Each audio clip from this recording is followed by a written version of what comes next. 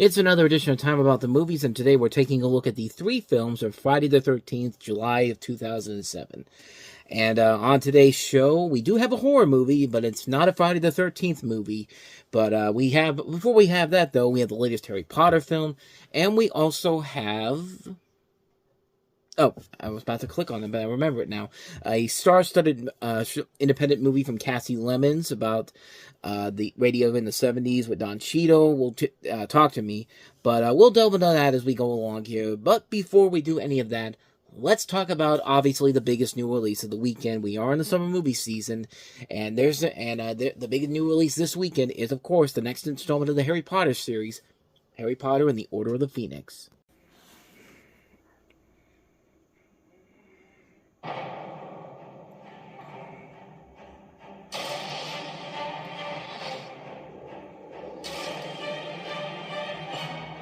Years ago, Voldemort had huge numbers at his command. The evidence the Dark Lord's return is incontrovertible. You won't last 2 seconds if he invades your mind. I'm not weak. Then prove it. If Voldemort's building up an army, then I want to fight.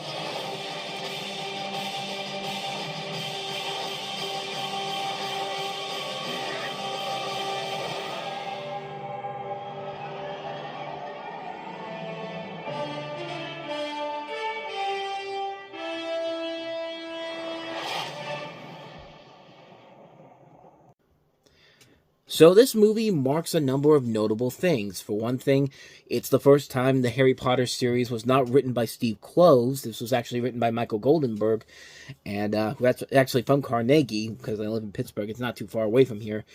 But this is also the first film directed by David Yates, who would take over the Harry Potter series going forward, even directing all the Fantastic Beasts movies, and needless to say, I think he's overstayed his welcome, but that's for another day and time. But this is the 5th installment of the Harry Potter series, where you once again have Harry, Ron, and Hermione going back for another year at Hogwarts School of Witchcraft and Wizardry, and the Ministry of Magic is in denial of the return of Lord Voldemort, who is played by Ralph Fiennes. And you also have a lot of the characters from the other movies, and this is the continuation of the Harry Potter series from the last movie in general, and the continuation of the growth of these movies. These movies do get better and better as they go along here. It's interesting because this is the shortest length of the Harry Potter movies going forward, but it does show what David Yates was able to do when he first was coming into the series in general. I mean, this is his first feature film in general, coming in from, his work in television before this and then going into this. I mean, this is one of those examples of when you take a first-time television director and give him a big project like this, and you let him see what they can do with it. And for him to just knock this out of the park just like this, I mean, this is really good, man. Like I said, it's the logical steps going forward with the series in general. It's them going forward, getting more darker. We're way past the kiddie movie start of the series with Chris Columbus and all that. Started with the Goblet of Fire, and now it's coming into... It did start with... what was the third one? What was the third one? Don't tell me. Sorcerer's Stone, Chamber of Secrets, Prisoner of Azkaban was the third one. Good Lord. It started with that movie, but then it got more darker with Goblet of Fire, and now here we are with the next one, probably the most darkest one up to this point, Order of the Phoenix. And of course we have one more before we get to the conclusion of the series, but yeah, like I said, these movies have gotten better and better with every film. This is definitely the best one of the bunch, continuing the storyline here, much darker, they're moving the story along here. There's more of a growing thread in here because we get more Voldemort coming into play here. Yeah, it's an incredible movie. It's a great film. Continues to show the growth of the Harry Potter series going forward. Not much more I can really add to this film that hasn't already been said already, but yeah, Harry Potter and the Order of the Phoenix. It's definitely the best one of the series that we've had up to this point, but we know it's going to get better from this point going forward with the next 3 films, actually. But okay, the next movie, the Deathly Hallows, we'll get to that one. We'll get to that one later on, because that's where I would kind of say it took a little bit of a step back, but it ended on the best note possible. But that is in the future, so let's go ahead and move on to the next movie we have here, and that is Captivity. 13th Captivity is here. Oh, you're gonna kill me. Punished by the public for its billboards. The most controversial horror film Please help me.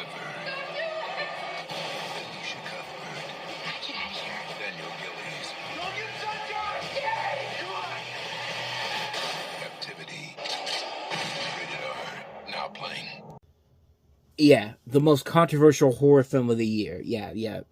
Hostel Part 2 would like to have a word with you because let's talk about what the controversy was. Because from what I've seen, it's not even that big of a controversy. So what was happening was that there were a lot of controversial images coming out depicting promotional scenes from the movie by the studio behind this, After Dark Films, where they showed the kidnapping, the torture, and the presumed murder of a female character. And they put this on billboards and taxi cabs, and I mean, I don't really see the controversy here. I mean, I'm trying to look for them here, and I'm not seeing anything. But let me do more research before I go far in on what I want to say here, because I feel like I need to do some more research on this. Give me 1 second. Okay, I found it here, and yeah, admittedly, it's a little bit of a question mark on whether or not they should have done this or not, but I don't know, man. I don't think this is as bad as people let on. I mean, it's basically giving you the idea of what the movie is, and it isn't like Hostel Part 2, where they literally had, a woman literally naked with her boobs sticking out and with a severed head. I mean, I don't know. I get the idea of why people are so upset about this, but I don't know. It's kind of like that controversy with the Aqua Teen Hunger Force movie that came out earlier in the year. But I don't know. That's just it's my personal opinion. It's not that big of a deal. At least to me it isn't. But because it gives you the idea of what the movie is. Plus, we're really going to cause a commotion for this movie that is basically just a ripoff of every other torture porn movie. I don't care if Roland Joffrey is the director of this. The guy who did The Mission, did these classic movies back in the day, Fat Man and Little Boy, The Killing Fields, these movies that made him somewhat of a name beforehand. I don't care that I don't care that it has somebody like Larry Cohen writing the script for it. I don't care that it has Alicia Cuthbert in it from 24. The concept in here is just something we've seen done to death so many times before. Cuthbert plays a young fashion model who is abducted and is psychologically tortured by unknown assailants. What's really the controversy of the movie is how lazy the movie is. I mean, this is a film that has no reason to be this generic and so bland and so forgettable. At least Saw and Hostel were trying to do something with the torture porn concept. This is just literally just the same thing we've seen done over and over and over again, except there's nothing of value here whatsoever. This is a boring movie. This is not even a scary film at all. It's a boring movie where nothing is going on in this film. I had this confused with another movie. I think I said that this took place inside of a parking garage, but no, that's another movie called P2, which should be coming up in the next couple of months. I think in the same year. If not the same year, it should be coming within the next couple of years. In fact, let me see. That's this 2007. Comes out in November. Okay, so we're gonna get to that one eventually. I got those two confused, but even so, man, this is still a really lackluster movie that has nothing of value to it whatsoever. It's a boring movie. It's a bland movie. It has nothing to add to it in terms of the torture porn genre. At least stuff like Hostel and Saw were trying to do something creative and inventive with their kills. This just falls into the same old predictable territory and just falls into a complete mess of stuff we've seen done to death so many times before. It went in there just because it was coming out on Friday the 13th. They needed a big horror movie to come out that weekend. They thought this was it, and yeah, the end result is a massive, massive bore fest. I mean, this isn't scary. This is boring. It's a boring film, and yeah, nothing about this movie was worth it. Not even the controversy that they had. But that's just my personal opinion on it. So that's Captivity. So let's go ahead and wrap it up with our last one we have here. After Harry Potter, the second best movie of the week, and that is Talk to Me. Award nominee Don Cheadle, Chiwetel Ejiofor, Cedric the Entertainer, Taraji P. Henson, Mike Epps, and Martin Sheen. You ready to shake up the world, Radio Man? Talk to me. Let me put my arms around you. I don't know why that happens. Every time I see the title "Talk to Me," I just think of the song, "Come to Me" by James Ingram and Patti LaBelle, I think. Yeah, I know I'm doing this while I'm doing this, but let me see. Where is it? Yeah, Patty Austin, and James Ingram. Okay, but no, this is not this is not that kind of a movie. But it is centering around the world of music. Talk to Me is about you have Washington D.C. radio personality Ralph Green, Petey Green, played by Don Cheadle, who is an ex-con who becomes a popular talk show host and community activist, and Dewey Hughes. Dewey Hughes is played by Chiwetel Ejiofor.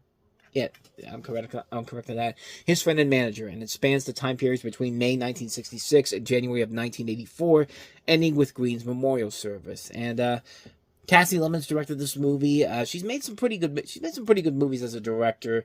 East Bayou is probably her best overall film. She just did Whitney Houston, I Want to Dance with Somebody, which the performance of Whitney Houston was great. The movie was not, and she's made some bad stuff too. Her next movie after this, Black Nativity, I did not like all that much, but this is a really good movie of hers. Probably my second favorite movie of hers, with a lot of good performances by Cheadle and Ejiofor, Taraji P. Henson, Cedric the Entertainer, Mike Epps. A lot of great talent in this movie overall. Rick Famuyiwa, who did Roll Bounce, was the writer on this movie, and he wrote it, and he did a good job of handling the script on this. And it's a really good movie. It's an engaging film with a lot of great talent all across the board. It's a really interesting storyline. It's an interesting story about this guy in radio who, kind of became the voice of a generation. And it really was very impressively handled. It was a really good film, really interesting to watch, and one I can't recommend enough. It's definitely a great film. I highly recommend it. Talk to Me. And so with all that said, we wrap up another edition of Time About the Movies, and the next time we meet, we've got 3 more big summer blockbusters, including Adam Sandler and Kevin James in the comedy I Now Pronounce You Chuck and Larry. We have Adam Shakeman's remake of John Waters' classic film Hairspray, the musical starring John Travolta, Michelle Pfeiffer, Christopher Walken, Amanda Bynes, James Marsden, Queen Latifah, and features Nikki Blonsky in her film debut. We also have Danny Boyle's latest film, Sunshine, which features Cillian Murphy among the cast. So we'll take a look at all 3 of those movies. That'll be coming up on tomorrow's show. But with all that said, thank you so much for watching. And if you want to see more videos like this, please hit the playlist on the next page. Check out the previous episode. And also don't forget to hit the like, subscribe, and notification button, as well as the bell, because you get updates on when new videos come out. And we do post new videos here every day. Now, with all that said, I am off. I will see you guys next time. And until then, as always, take care.